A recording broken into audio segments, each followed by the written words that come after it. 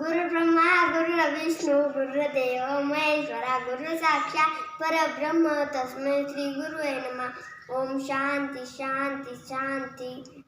जे घडवतात शिकवतात भविष्य आपले सावरतात, बळ पंखात भरून गरुड झेपीचे वेड लावतात। कुंभार घडवतो घटास तसे गुरु ठाई घडतो आपण।